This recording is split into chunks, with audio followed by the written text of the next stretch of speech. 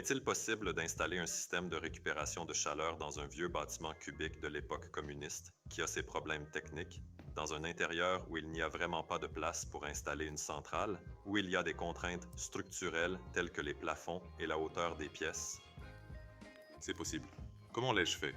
Je vous invite à regarder cette courte vidéo. Nous sommes maintenant dans le grenier chat non chauffé où toute l'installation commence et l'idée générale ici pour faire cet igloo est que la quantité minimale d'isolation que j'ai planifiée ici est de 15 centimètres. Au sommet, cela atteint même 30 ici.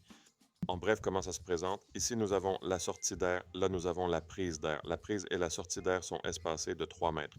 Dans ce petit igloo, une résistance est installée. Cet igloo est isolé de l'intérieur avec des tapis thermiques pour séparer la résistance des polystyrènes. Bien sûr, le polystyrène peut être enlevé au centre et on y a accès à tout moment. On peut y faire des travaux. Malheureusement, je ne peux pas vous montrer cela car il y a trop peu de place. Donc, je vais ajouter quelques photos supplémentaires pour que vous puissiez voir comment c'est fait. Et ici, il y a la gaine qui part de la prise d'air, tandis qu'ici, il y a la gaine qui part de la sortie d'air. Ici, la pente est maintenue. Ici aussi, c'est démontable si vous devez vérifier quelque chose, etc. Et ici, nous avons le soi-disant igloo. L'igloo est fait de polystyrène expansé gris, 15 et 20 cm. Ces deux plaques et cette plaque inférieure peuvent être retirées. Donc, ces trois plaques à l'avant peuvent être démontées. Et pareil pour la toiture. C'est fait ainsi car j'ai très peu d'espace ici, tant en hauteur qu'en superficie. Je voulais simplement avoir le plus grand accès possible à la centrale. Et étant donné que la toiture est amovible, elle est faite en polystyrène. Et ensuite, de la laine est posée dessus pour éviter les ponts thermiques. Et c'est tout pour la description extérieure. Je vais maintenant ouvrir l'avant et nous verrons à quoi cela ressemble à l'intérieur. Maintenant, l'igloo est ouvert, donc vous pouvez voir comment c'est fait ici. La structure de la toiture est simplement composée de profils en aluminium sur lesquels repose ce polystyrène. En ce qui concerne la centrale, il s'agit du modèle A300 avec bypass automatique. Il y a un petit inconvénient ici. Je n'ai tout simplement pas de moyen pour connecter un tuyau d'évacuation des condensats ici, donc un espace est laissé et un bac de récupération sera placé là. Donc, je pense que tout le reste est clair ici. On peut aussi voir les conduits d'insufflation et d'extraction d'air qui traversent l'igloo et passent à travers le plafond en bas. Là-bas, il y a les caissons de répartition. Je ferme donc l'igloo et nous nous retrouvons dans un instant près des caissons. Nous voyons maintenant les caissons de répartition. Là, c'est la boîte de l'extraction et ici, c'est la boîte d'insufflation. Regardons comment tout cela a été installé ici. Concernant l'étage, je n'ai pas eu de problème majeur car j'ai une bonne hauteur ici. Donc, dans la plupart des situations, j'ai pu tout faire passer par le plafond. Concernant les conduits d'évacuation, vous pouvez voir ces deux tuyaux ici. Ils vont vers les toilettes. Et ici, ce tuyau qui forme une spirale. Ici, il y aura une petite pièce, une sorte de buanderie, quelque chose comme ça.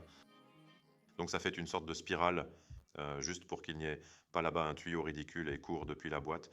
En ce qui concerne les bouches d'insufflation à l'étage, il n'y en a pas beaucoup ici, car il y a essentiellement deux pièces. Ici sera la chambre de l'enfant, un tuyau a été acheminé. Et ici, c'est simplement un plénum. Et tous les plénums sont actuellement protégés avec un film en plastique. Il y a un registre dedans. Après que le registre est inséré dans un tel film et le même film est encore du côté extérieur. La deuxième bouche d'insufflation passe par le plafond et elle va ici jusqu'au mur.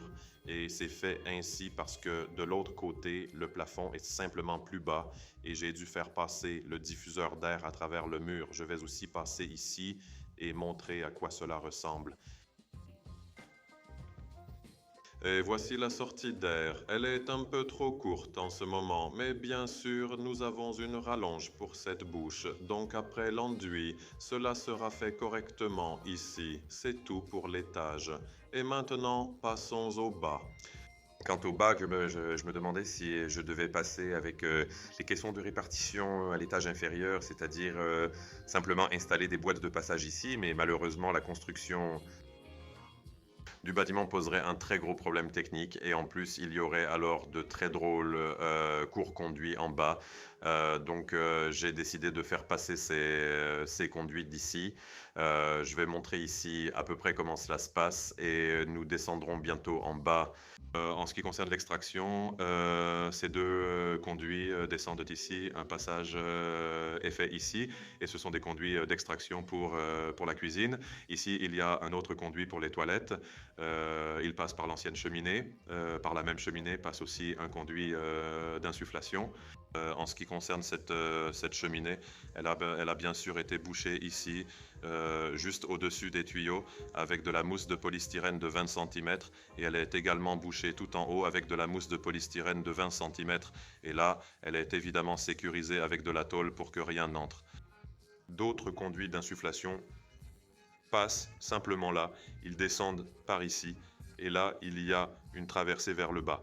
Donc c'est tout pour le haut, et on se retrouve tout de suite en bas.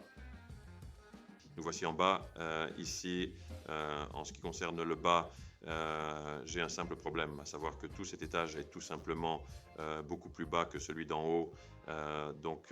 Il y avait un petit problème pour savoir comment acheminer les conduits. Cela a nécessité quelques compromis. Par exemple, la bouche d'évacuation de la cuisine passe également à travers le mur. D'une part, je ne voulais pas vraiment baisser la cuisine et d'autre part, si je devais encore plier ce tuyau ici, ce serait à mon avis moyen. Et ici, ces deux conduits de les passent au plafond parce qu'ici, il y aura une salle de bain, donc je peux me permettre d'abaisser un peu. Cela ne dérange pas du tout. Et ça, c'est un conduit d'insufflation qui passe ici et va dans une pièce comme ça. Ici, il y aura un bureau, quelque chose comme ça. Donc ici, cela peut aussi passer au plafond, car ici, je peux aussi l'abaisser un peu. Concernant ces quatre conduits qui passent ici, ce sont des conduits, il y en a qui s'occupent de la ventilation du salon et de la salle à manger. Et c'est fait de telle manière qu'ici, à travers ce passage, nous avons immédiatement un diffuseur d'air ici et un autre ici, et ces diffuseurs sortent tout simplement ici, à travers le mur. Voici l'un et voici l'autre. C'est fait ainsi parce que nous ne voulions pas vraiment réduire la hauteur ici, car c'est une assez grande pièce, et si nous l'avions faite basse, cela aurait semblé, pour le dire légèrement, étrange. Donc c'est fait de cette façon, et en raison de cela, comme ces diffuseurs passent par les entrées, madame, ici, ce ne seront pas des diffuseurs ordinaires, madame, mais des buses de soufflage longue portée. Pas parce que c'est une distance incroyable ou quelque chose comme ça, mais juste pour éviter un effet de rideau d'air en entrant ici. Ainsi, ces flux seront répartis correctement près du plafond avec des buses longue portée. Il est à peu près tout au sujet de cette installation. Alors maintenant, un court résumé. Un bref résumé de tous les travaux effectués ici. À mon avis, l'installation de la VMC est probablement la plus simple qu'on puisse faire dans une maison. Il n'y a vraiment pas de problème technique ici. Là, si quelqu'un a deux mains et deux jambes, il ne devrait vraiment rencontrer aucun problème ici. Il suffit de regarder les vidéos de M. Piotr et tout devient vraiment simple. Ma seule réserve est qu'il est utile d'avoir une personne pour nous aider, car cela facilite beaucoup de choses. Par exemple, pour suspendre ces tuyaux, les mesurer, etc.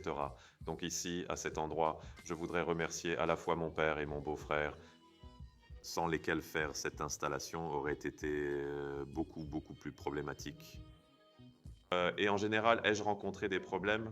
Oui, j'en ai rencontré, mais je dois préciser ici que ce ne sont pas des problèmes liés au système de VMC en soi, mais des problèmes qui provenaient simplement de la structure du bâtiment. Malheureusement, le bâtiment n'est pas adapté à une telle installation. Il a fallu faire preuve d'un peu de créativité. Il a fallu construire un igloo. Il a fallu trouver un moyen intelligent d'acheminer les conduits. Je ne pouvais pas les faire passer dans les planchers, car ce sont de vieux planchers de type Klein et il y a des poutres saillantes et ainsi de suite. Donc il n'y avait pas moyen d'y faire passer ces conduits. Donc les problèmes étaient simplement dus à la structure technique du bâtiment lui-même. Si quelqu'un construit une nouvelle maison, il met la centrale dans une pièce comme la chaufferie, où il fait chaud et ainsi de suite.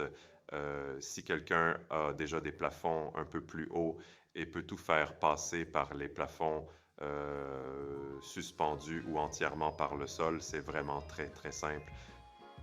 Et c'est tout. Voilà à quoi ça ressemble. Tout est terminé, prêt. Bien sûr, ce n'est pas encore allumé. Ce sera seulement allumé après la réalisation des enduits et après l'achèvement complet des travaux pour que, bien sûr, cette installation reste dans un état propre. Merci beaucoup pour votre attention. Je vous dis au revoir et vous souhaite bonne chance dans la réalisation de vos propres installations.